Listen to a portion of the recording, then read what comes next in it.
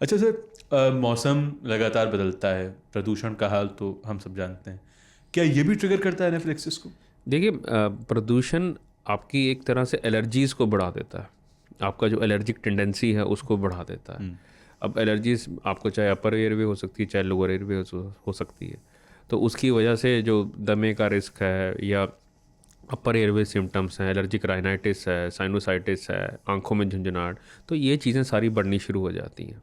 Okay. एक तरह का ट्रिगर मैकेनिज़्म बन जाता है। हम्म। अपने आप से वो करता नहीं है, बट हम्म। ट्रिगर मैकेनिज़्म बना देता है। सबसे वियर्ड ट्रिगर्स कौन से लगते हैं आपको एनाफिलेक्सिस के, जो आपने केस सीरीज में पढ़े हो, देखे हो?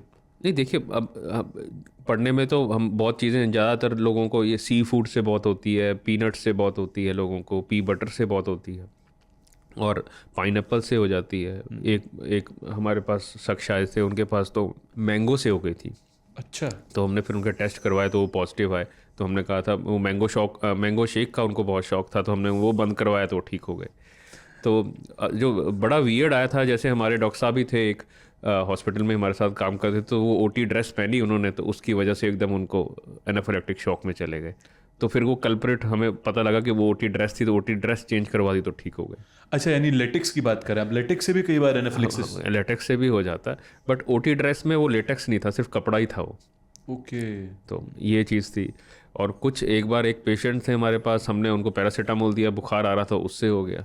अब पैरासीटामोल तो सबसे कॉमन चीज़ है जो लोग टॉफ़ी की तरह खा लेते हैं। बिल्कुल। अब किसी से पूछने की भी ज़रूरत नहीं है। तो वो उससे हो गया, तो हमारे लिए बड़ी मुश्किल हो गई थी कि भाई अब दें तो क्या दें, अगर बुखार उतारना है तो ये चीज़ें हैं, थोड़ा टफ भी हो जाती हैं, सोच के भी करना पड़ता है, क्योंकि एकदम ना ब्लड प्रेशर कम हो जाए। तो थोड़ा सा संयम देना ज़रूरी है पेशेंट को, क्योंकि वो घबराया होता है उस दौरान, मेरे साथ क्या होने वाला है, और हमें भी समझदारी से काम करना पड़ता है।